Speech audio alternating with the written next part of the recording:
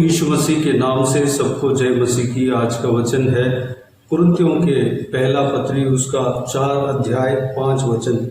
इसलिए जब तक प्रभु न आए समय से पहले किसी बात का न्याय न करो। वही अंधकार की छिपी बातें ज्योति में दिखाएगा और मनों के अभिप्रायों को प्रकट करेगा। तब परमेश्वर की ओर से हर एक की प्रशंसा होगी। मेरे प्रियो, यहाँ पर जो पवित्र प्रेरित पौलुस के द्वारा परमेश्वर हमसे कहता है कि परमेश्वर प्रभु आने से पहले, यानी कि दूसरा आगमन से पहले, परमेश्वर प्रभु किसी को न्याय करने से पहले हमें किसी को न्याय नहीं करना है, किसी को भला बुरा नहीं कहना है, किसी के ऊपर दोष नहीं लगाना है, किसी को यह नहीं कहना है कि तू न्याय कर रहा है, तू अन्याय कर रहा है। हाँ, ये खूबी हम बोल सकते हैं तू न्याय कर रहा है, सही कर रहा है, लेकिन किसी के ऊपर दोष लगाने का नज़र में दोष लगाने का मुद्दे में हम किसी को गलत नहीं बोलना है, क्योंकि उनके मन में क्या है, सच्चाई क्या है, आप नहीं जानते। सबसे पहले प्रभु यीशु आने वाला है। इस धरती में जितना भी जन जो जन्म हुए हैं वह सब प्रभु यीशु के सिंहासन में खड़े होने वाले हैं। उन सबका परमेश्वर न्याय करने वाले हैं। कुरिन्थियों के दूसरा पत्री में पवित्र प्रेरित पौलुस इस प्रकार कहता है, कुरिन्थियों की दूसरी पत्री उसका 5 अध्याय 10 वचन, क्योंकि अवश्य है कि हम सबका हाल मसीह के न्याय आसन के सामने खुल जाए कि हर एक व्यक्ति अपने अपने भले बुरे कामों का बदला जो उसने देह के द्वारा किए हो पाए। जो भी इस धरती में जन्म हुए हैं वह सब परमेश्वर के न्याय आसन के सामने खड़े होना पड़ेगा। उनका जो कर्म है, भले या बुरे कामों का बदला देना पड़ेगा, जवाब देना पड़ेगा। मेरे प्रियो, एक वक्त वह समय आने वाला है, परमेश्वर प्रभु यीशु हम सबका न्याय करने वाला है, हम सबका कर्मों का बदला देने वाला है, हम सबका जो भले या बुरे कामों का बदला देने वाला है। भले कामों के बदले में हमें आशीष अनंत जीवन देगा। अगर बुरे काम अगर हम किए हैं तो हमारे साथ बुरे कामों के नतीजा हमें मिलेगा। उस दिन से पहले परमेश्वर प्रभु यीशु उनके लोगों को ये कहते हैं, उनका वचन ये कहता है कि दूसरों को दोषी नहीं ठहराना। परमेश्वर प्रभु यीशु दूसरों को दोषी ठहराने से पहले हमें किसी को दोषी नहीं ठहराना, क्योंकि हम मनुष्य हैं। परमेश्वर से हम न्याय करने का अधिकार नहीं पाए हैं, हम दूसरों के ऊपर दोष लगाने का अधिकार नहीं पाए हैं, बल्कि हमें परमेश्वर प्रभु यीशु यह सिखाते हैं कि दूसरों को माफ़ करना है, दूसरों का दोष को माफ़ करना है। अगर हमारे खिलाफ कोई भी पाप करते हैं तो उन्हें माफ़ करना है। यही परमेश्वर प्रभु यीशु हमें सिखाता है, सिखाया है। न्याय करने के लिए एक दिन आएगा जब हम स्वर्ग राज्य में प्रवेश होंगे और हमें हमारे कर्म के मुताबिक हमें सिंहासन में बैठाया जाएगा और हमें न्याय करने के लिए अधिकार दिया जाएगा। वो परमेश्वर के ऊपर है, प्रभु यीशु के ऊपर है। उससे पहले हमें किसी को न्याय नहीं करना है। रोमियों की पत्री उसका 14 अध्याय 10 से लेकर 12 वचन तक इस प्रकार पवित्र प्रेरित पौलुस कहा हुआ है, तू अपने भाई पर क्यों दोष लगाता है, या तू फिर क्यों अपने भाई को तुच्छ जानता है। हम सब के सब परमेश्वर के न्याय सिंहासन के सामने खड़े होंगे, क्योंकि लिखा है, प्रभु कहता है, मेरे जीवन की सौगंध कि हर एक घुटना मेरे सामने टिकेगा और हर एक जीभ परमेश्वर को अंगीकार करेगी। इसलिए हम में से हर एक परमेश्वर को अपना अपना लेखा देंगे। मेरे प्रियो, हमको आज जो ये सिखलाई मिलता है कि दूसरे के ऊपर हमें दोष नहीं लगाना है, क्योंकि परमेश्वर हर एक का मनों को जानता है। अगर किसी के ऊपर जब हम दोष लगाते हैं तो क्या पता वह परमेश्वर के ओर से फिर गया हो और परमेश्वर से माफ़ी मांग लिया हो और वह पवित्र हो गया हो और हमारा जो न्याय करना वह गलत हो गया हो, हमें किसी को दोषी नहीं ठहराना चाहिए, क्योंकि वह जो काम किया, वह जो पाप किया, हमारे जीवन में भी वह पाप हुआ है, हमारा जिंदगी में भी वह गलत कार्य हुआ है। हम ये नहीं कह सकते हैं मैं पवित्र जिंदगी अपने बल बुद्धि से जीता हुआ आया हूँ। जी हाँ, ज़रूर हम पवित्र जिंदगी इसलिए जी रहे हैं कि हम परमेश्वर प्रभु यीशु हमारा जीवन में आया है, इसलिए हम पवित्र जिंदगी जी रहे हैं। जिसके ऊपर हम दोष लगाना चाह रहे हैं वह शायद परमेश्वर प्रभु यीशु को नहीं जाना हो, परमेश्वर प्रभु यीशु को ग्रहण नहीं किया हो, इसलिए वह पाप में है, वह अंधकार में है। वह अगर प्रभु यीशु को जान लेगा तो वह पवित्र जिंदगी जिएगा, उसका मन फिरेगा, वह परमेश्वर प्रभु यीशु मसीह के पीछे जब चलने लगेगा उसका पूरा जीवन सुधर जाएगा। उससे पहले यह अनुग्रह का काल है, यह कृपा करने का काल है।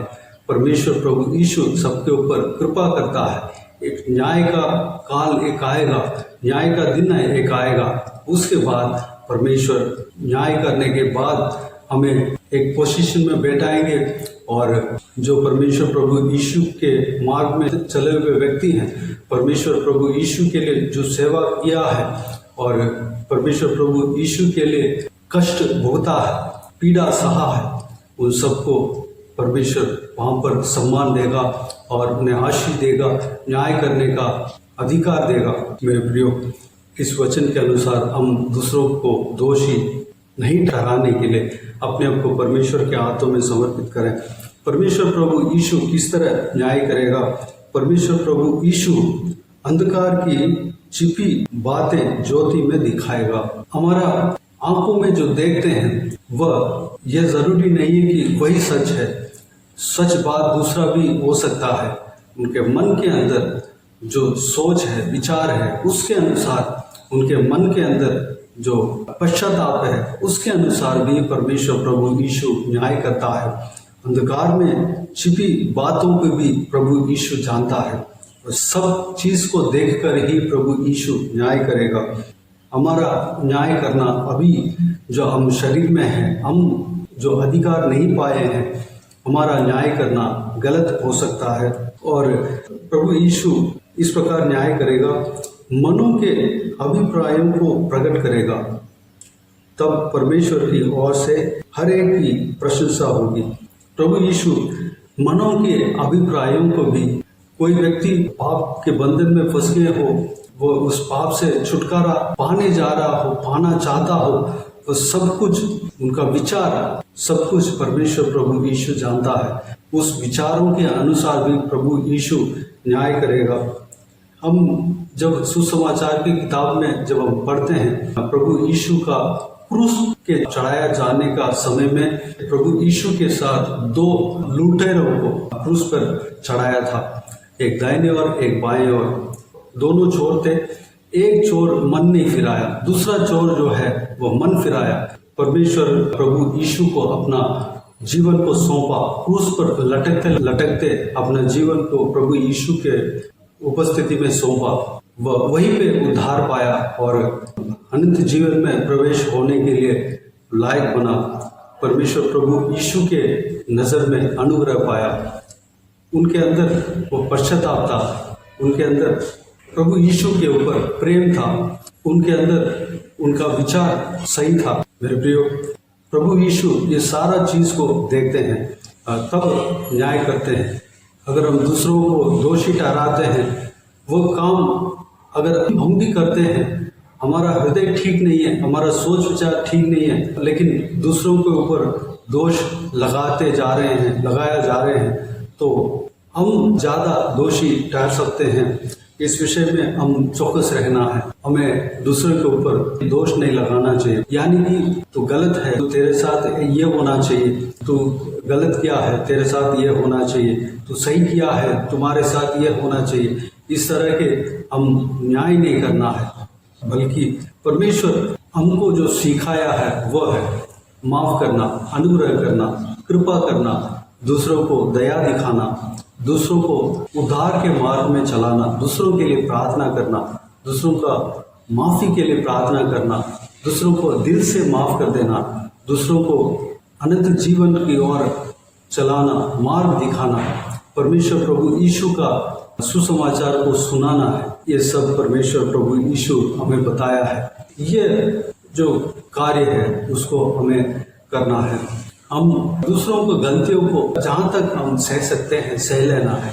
जब हम सह लेते हैं तो हम हमारे खिलाफ जो कोई भी लोग आते हैं, हमें बुराई करते हैं, तो उस बुराई को हम सह लेते हैं, तो हम उसके ऊपर आग के अंगारों का ढेर लगाएंगे, आग के अंगारों को उसके ऊपर गिराएंगे। जब हमारे खिलाफ कोई बुराई करता है, अपराध करता है, हमें मिटाना चाहता है, हम उस बुराई को माफ़ कर देना चाहिए। जब हम सह लेते हैं, हम चुपचाप रह लेते हैं, हम उनके लिए प्रार्थना करते हैं, तो हम उसके ऊपर आग के अंगारों का ढेर लगाएंगे। रोमियो के पत्री उसका 12 अध्याय 20 वचन में इस प्रकार कहा हुआ है, परंतु यदि तेरा बैरी भूखा हो तो उसे खाना खिला, और प्यासा हो तो उसे पानी पिला, क्योंकि ऐसा करने से तू उसके सिर पर आग के अंगारों का डेरा लगाएगा। जब हम हमारा बैरी जो हमसे जो बुराई करता है उसको हम जब हम भलाई करते हैं तो हम उसके ऊपर आग के अंगारों का डेरा लगाते हैं। परमेश्वर उनको देखेगा, परमेश्वर उनका कार्य का न्याय करेगा। जब वह परमेश्वर हमारे प्रार्थना को सुनकर उनका सुधरने का मौका देगा। अगर वो नहीं सुधरा, आखिरी तक नहीं सुधरा, तो उसका कर्म का फल अपने आप परमेश्वर की ओर से मिल जाएगा। हमें उस चीज़ का चिंता नहीं करना है, उस चीज़ को हम सोचना नहीं, हमें दूसरों के लिए भलाई करना है। हमारा बैरी क्यों ना हो, हमें दूसरों के लिए भलाई करना है। रोमियो की पत्री उसका 12 अध्याय 21 वचन में इस प्रकार लिखा है, बुराई से ना हारो परंतु भलाई से बुराई को जीत लो। मेरे प्रियो, हमें चाहे कोई भी हो, हम दूसरों के लिए भलाई करना सीखना है। परमेश्वर हमारे साथ है, परमेश्वर हमें सुरक्षित रखेगा, परमेश्वर हमें रक्षा करेगा। आइए हम प्रार्थना में जाएं। जो कुछ भी हमने देखा है उस परमेश्वर के वचन के अनुसार हम चलने के लिए अपने आप को परमेश्वर के हाथों में समर्पित करें। माफ करने का गुण हमारे अंदर आने पाए, दूसरों को दोष नहीं लगाना है। इस विषय के अनुसार हम चलने के लिए अपने आप को परमेश्वर के हाथों में समर्पित करें। आइए हम प्रार्थना में जाएं। स्वर्ग पिता दयालु परमेश्वर, आपको धन्यवाद देता हूँ आज के इस बहुमूल्य वचन के लिए। आपको धन्यवाद देता हूँ परमेश्वर, बीते हुए दिनों में हमें संभाला, बचाया, सुरक्षित रखा। आपको धन्यवाद देता हूँ आज के इस आपके बहुमूल्य वचन के द्वारा हमने जो कुछ भी सीखा है सारे बातों के लिए धन्यवाद देता हूँ परमेश्वर। पिता, हम दूसरों के ऊपर दोष नहीं लगाना चाहिए।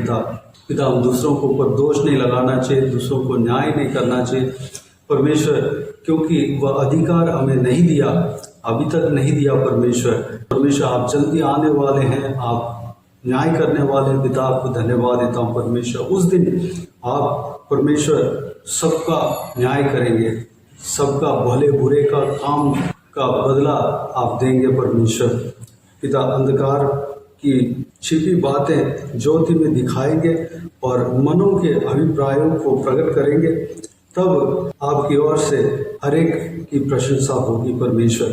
पिताजी, वह आप सही न्याय करते हैं परमेश्वर। हम इस शरीर में रहकर, पिता इस संसार में रहकर परमेश्वर, हम दूसरों को जब न्याय करते हैं, दूसरों को जब हम दोषी ठहराते हैं, दूसरों को न्याय करते हैं, तो वह जजमेंट, वह न्याय, वह गलत हो सकता है परमेश्वर। लेकिन आप जो न्याय करते हैं परमेश्वर, वह बिल्कुल सही हो सकता है परमेश्वर, उसमें कोई कमी नहीं रहता, क्योंकि आप सोच विचार के अनुसार, उनका चाहत के अनुसार, उनका मन के अनुसार, जो अंधकार के छिपी हुई जो भी बातें हैं, सब सारा कुछ देखकर आप न्याय करेंगे परमेश्वर।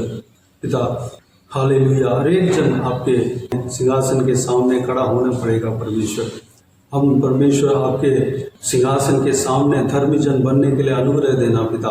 हम अभी जो हालेलुया इस जीवन में हम दयालु बनने पाए, दूसरों के ऊपर दया करने पाए, बुराई के बदले में भलाई करने पाए, परमेश्वर जब हम बुराई के बदले में भलाई करते हैं तो उसके सिर पर आग के अंगारों का घेरा लगाते हैं परमेश्वर।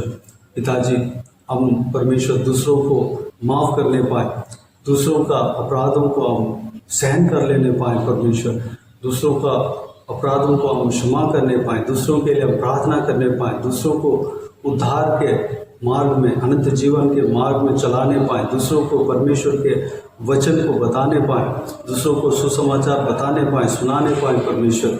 पवित्र आत्मा का अगुवाई के अनुसार हम चलने के लिए अनुग्रह देना पिता, धन्यवाद देता हूँ। पवित्र आत्मा हमें मार्गदर्शन करना, आपके वचन के अनुसार चलने के लिए अनुग्रह देना पिता, धन्यवाद देता हूँ।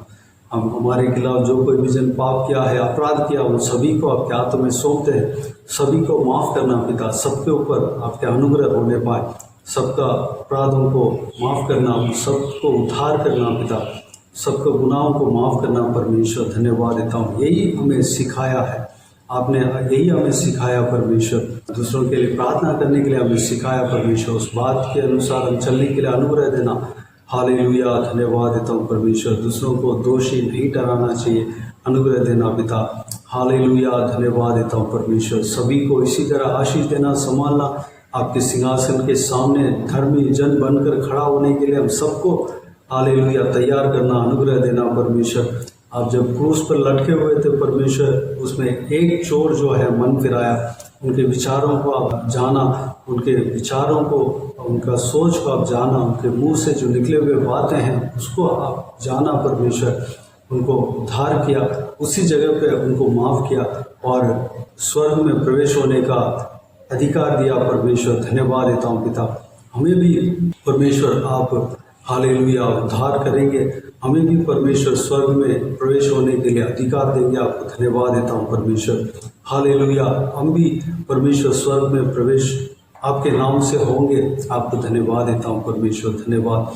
हालेलुया, सारे जनों को इसी तरह आशीष देना पिता, संभालना। जब हम स्वर्ग राज्य में प्रवेश होते हैं पिता, आपके हाथों से हम न्याय करने का अधिकार पाएंगे, सामर्थ्य पाएंगे परमेश्वर, धन्यवाद देता हूँ पिता। हालेलुया, उस समय आपके आज्ञा के अनुसार हम न्याय करने के लिए अनुग्रह देना पिता, धन्यवाद देता हूँ। बाकी सारे बातों को आपके हाथों में सौंपते हैं, सारा जनों को आशीष देना। इस वीडियो को जो कोई भी जन देख रहे हैं सभी का जीवन में कार्य करना, सबको आशीष देना, संभालना, किसी को भी कोई भी कमी घटी ना होने देना, भरपूर आशीष देना पिता, सबका जीवन में कार्य करना पिता, सभी को सुरक्षित रखना, आपके हाथ हमेशा हर एक के ऊपर बने रहने पाए। हालेलुया, धन्यवाद। जो कोई भी जन बीमार है परमेश्वर, उनको आपके हाथों में सौंपते हैं, प्रभु यीशु मसीह के नाम से चंगा होने पाए पिता। हालेलुया, चंगा करना, सारा बीमारी उनका शरीर से जाते रहने पाए प्रभु यीशु मसीह के नाम से। हालेलुया, धन्यवाद देता हूँ परमेश्वर। जो कोई भी दुख है, तकलीफ है, सारा दुखों को, तकलीफों को दूर करना, परेशानी को दूर करना परमेश्वर, आंसुओं को पहुँचना पिता, खुशी से, आनंद से भरना, शांति से भरना, सुरक्षित रखना, बुराई से बचाना, दुष्ट मनुष्य से बचाना, दुष्ट लोगों से बचाना, बच्चों को सुरक्षित रखना, महिलाओं को सुरक्षित रखना पिता, धन्यवाद। हालेलुया, आज के दिन में जो कुछ भी काम करने जा रहे हैं, सारा कामों में सफलता देना पिता, धन्यवाद। सारे बातों को आपके हाथों में सौंपते हैं, सारा आदर, महिमा, जलाल आपको मिलते रहे। सारा दुआ प्रार्थना को प्रभु यीशु मसीह के नाम से मांगते हैं, सुन और ग्रहण कर, आमीन आमीन। प्रभु यीशु मसीह के नाम से प्रभु यीशु मसीह का आशीष और अनुग्रह सभी के ऊपर बने रहे, आमीन आमीन। मेरे प्रियो, इस चैनल को सब्सक्राइब करें और शेयर करें। अगर किसी को भी प्रार्थना का विषय हो तो डिस्क्रिप्शन में दिए हुए नंबर पर कॉल करके प्रार्थना करा सकते हैं, हम आपके लिए प्रार्थना करेंगे। आप अपने व्यक्तिगत प्रार्थना में हमारे लिए प्रार्थना करें, इस सेवकाई के लिए, इस सेवकाई की उन्नति के लिए, इस सेवकाई में जुड़े हुए हर एक जन के लिए, हर एक आत्मिक उन्नति के लिए, तरक्की के लिए, आत्मिक आशीष के लिए, पारिवारिक आशीष के लिए, संसारिक आशीष के लिए प्रार्थना करें। व्यक्तिगत प्रार्थना में जरूर लगे रहें। परमेश्वर आप सबको आशीष दे। इस सेवकाई के द्वारा परमेश्वर आपके जीवन में कार्य किया हो वो भी हमें बता सकते हैं, ताकि हम सब मिलकर परमेश्वर को धन्यवाद दे सके, महिमा कर सके। प्रभु यीशु आप सबको आशीष दे, आमीन आमीन।